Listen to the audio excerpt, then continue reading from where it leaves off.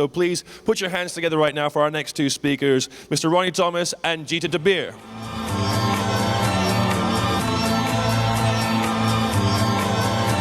Right here, Thank right you. now. Thanks, Dominic. Hello, everybody. I'm Ronnie. This is Geeta, and we're going to talk to you about what makes long-form branded content work.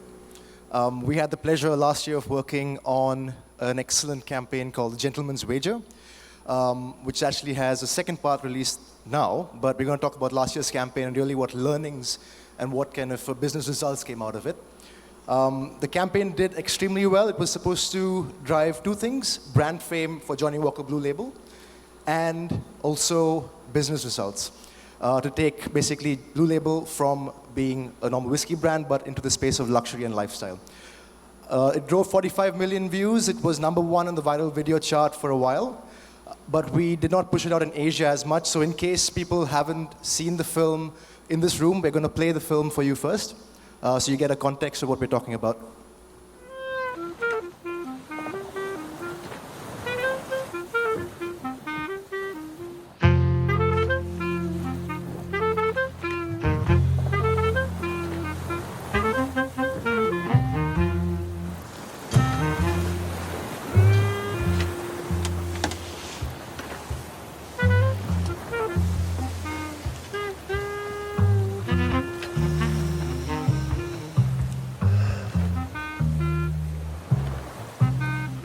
I want this boat. Built in 1928. Designed by the Baglietto Yard, Variazze, Italy. Nothing like it in the world. Rarer than rare. It's not for sale. I don't want to buy it with money. I want to win it. With a dance. With dance. With a dance.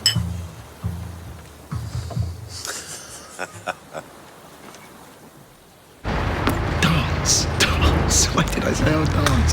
No, I don't know how to dance. Why did I say I would dance? What was I thinking? What was I thinking? Well, let me just pin it up at the front. It definitely feels too tight under here. Yes. We got 1, 2, 3, thumb. Right, in you go. Oh, this is perfect. Is that a piano? Is that working? Yeah.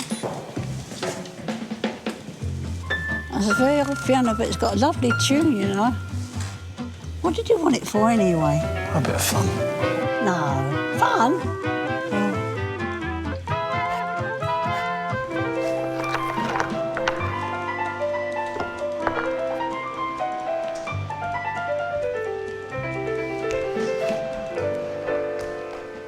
Oh, well. Let's get on with it then.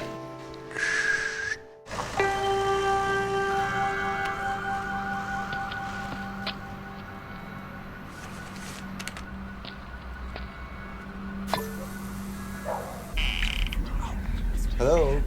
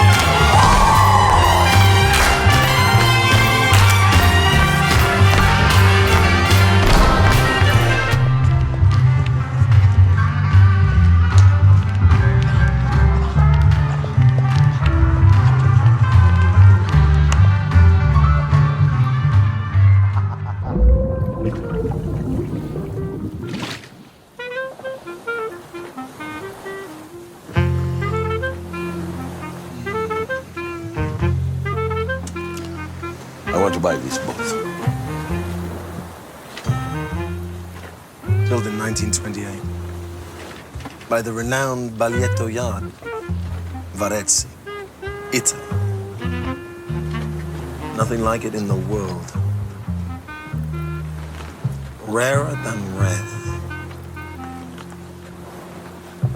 It's not for sale. I don't want to buy it with money. I want to buy it with a story. A story.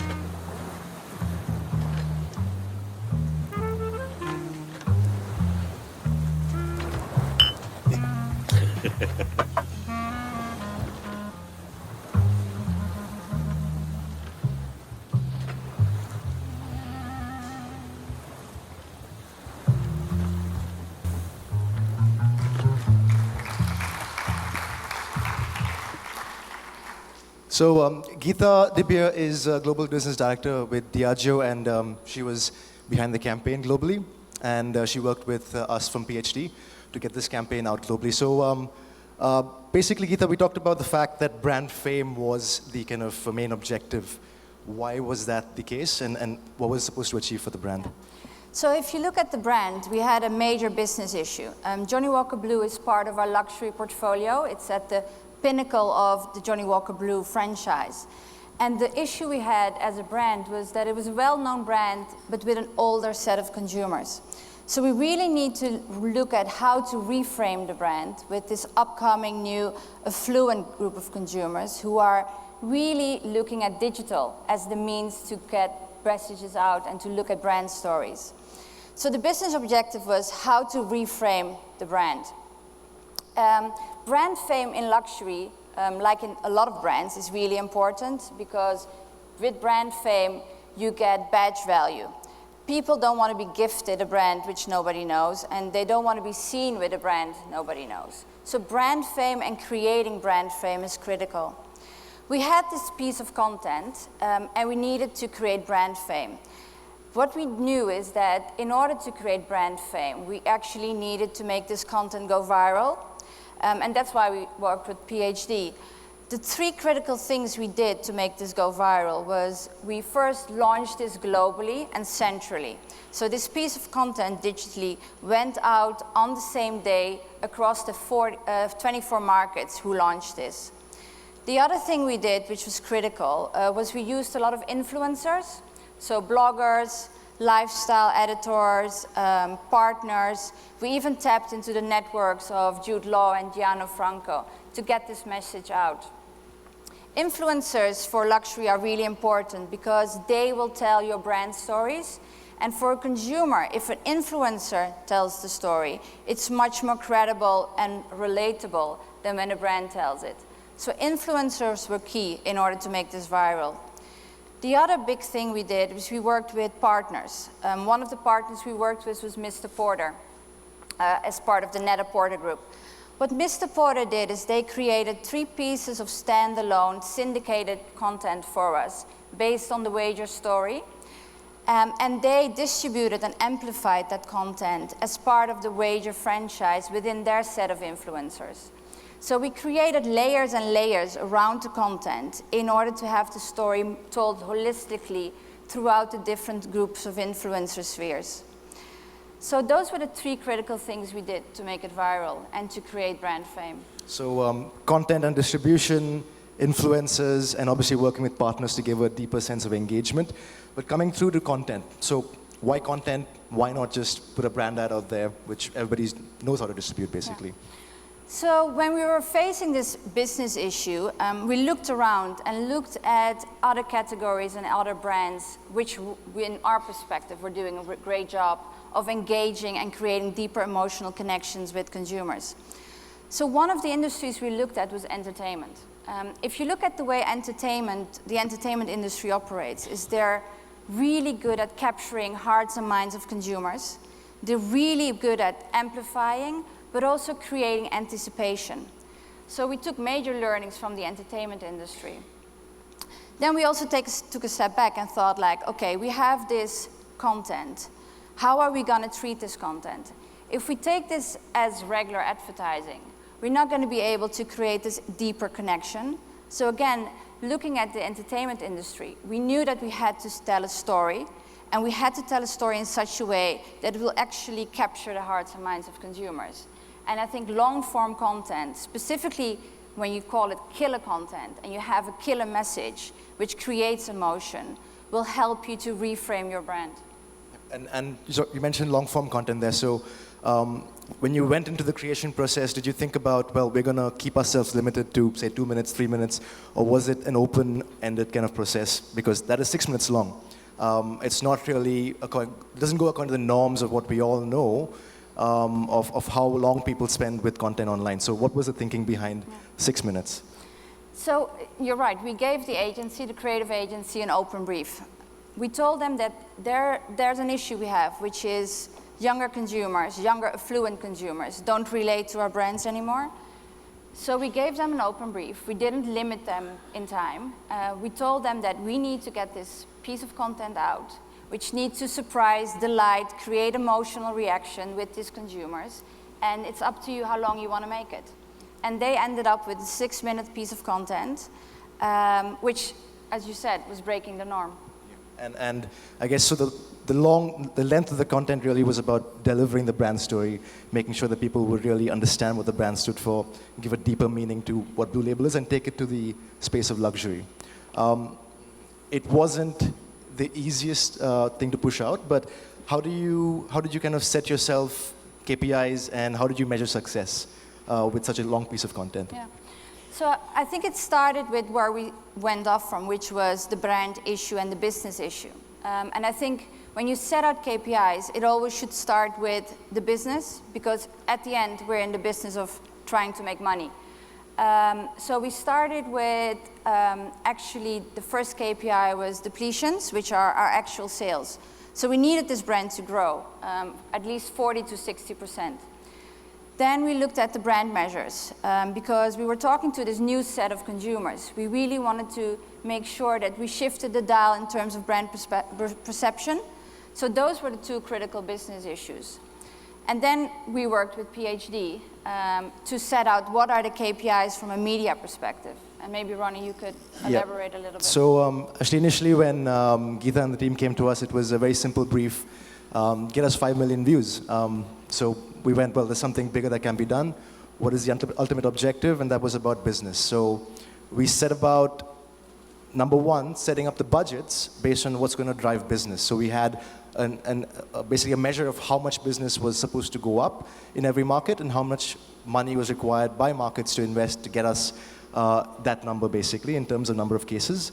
So that was number one for us, matching the how we set up planning this campaign based on the objectives. I think from a media point of view, we really, we thought about 6 minutes. I think there was a lot of discussions about how do you push out a 6-minute piece of content. And I think for us, it came down to understanding that we couldn't just drive views, 1 million, 100 million views, 200 million views of people watching 5 seconds of the video, because that's never going to achieve the brand's objectives, which is about a deeper storytelling and engagement.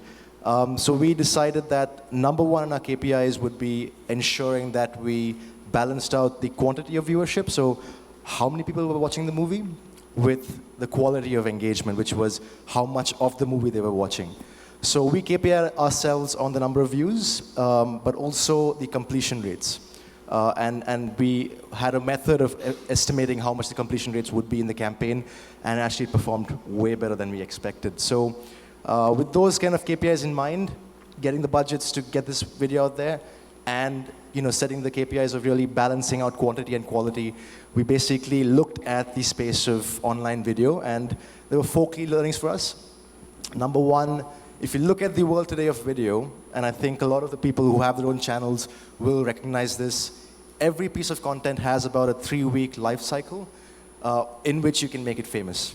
You have about 50% of all sharing that's ever going to happen on your video happening in those first 3 weeks, which basically meant we had to create a huge, a peak of views, and we called it the viral peak of views, or as some people like to say, the viral peak of views, because you're paying for it, in the beginning. So the viral peak of views right at the beginning, making sure we are maximizing those first 3 weeks that were so crucial to any video. The second thing was really coming back to the point about quality and quantity. It was really about using vendors who would allow us to operate both in the space of quantity. So you have guys like YouTube who really help us push out a lot of views, but also guys who can operate in the space of quantity. So your vendors like Unruly, for example, who operate in the space of more sharing and more completion rates from a media KPI point of view. The third thing really was, when do we push this campaign out? And we knew from research that, simple fact, Wednesday is the best day to push out a video, because Wednesday is the day when people share things the most. So just simple points of data like that. So then the first 3 weeks being important, pushing out the video on a Wednesday, coordinating the launch centrally, making sure every market, all influencers are talking about the campaign on one specific day. So we drive up as much of viewership as possible in the first 3 weeks. And then lastly, making sure we were activating not just big video platforms, but also the open web. Just the number of sites where about 80% or 70% of all viewership of videos are happening.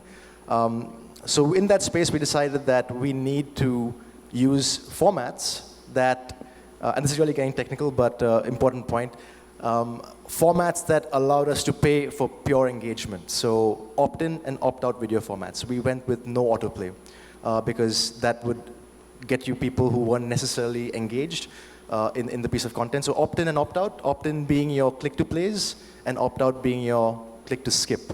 So we use those formats very, very single-mindedly to ensure that this content and the money we were paying for each view was very specifically people who were engaged in the content.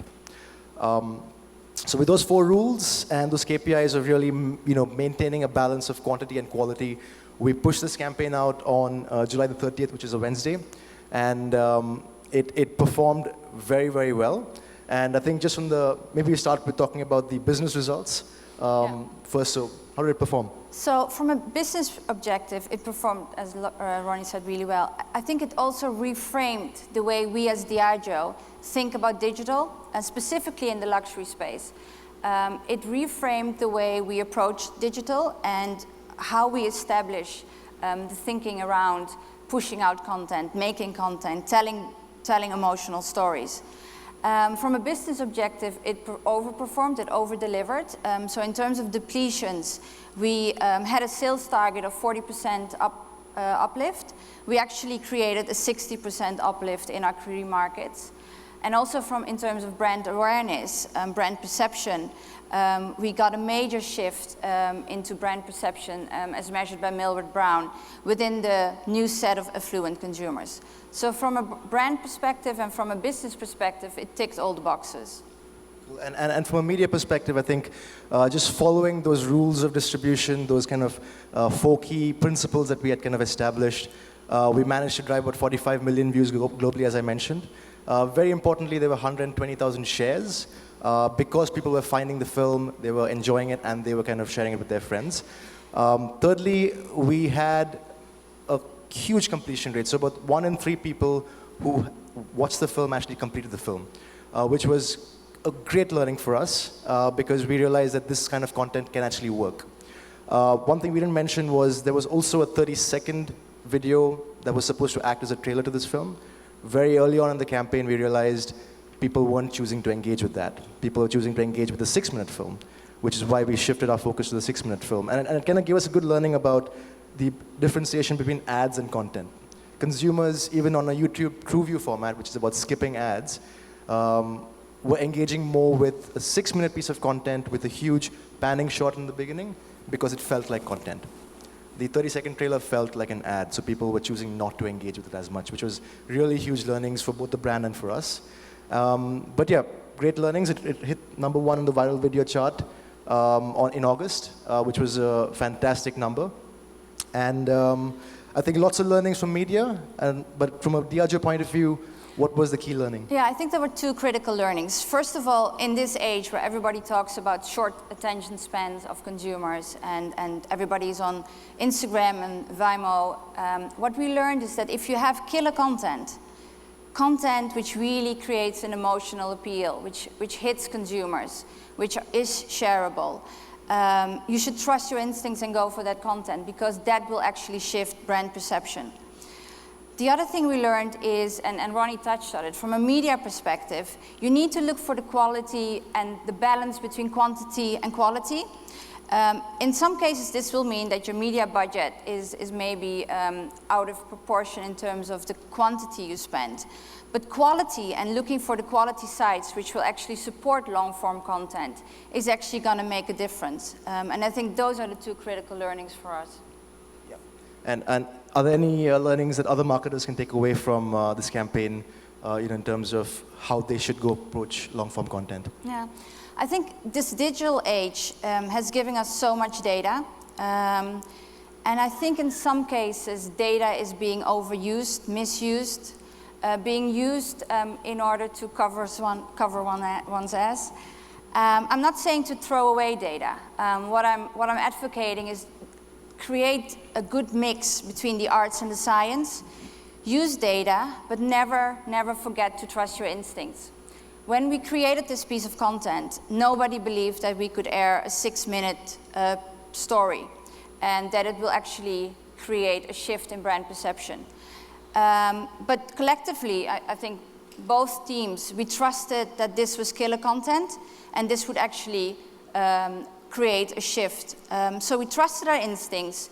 We didn't look at data, which was telling us the opposite, and we just went for it, and it created huge business impact.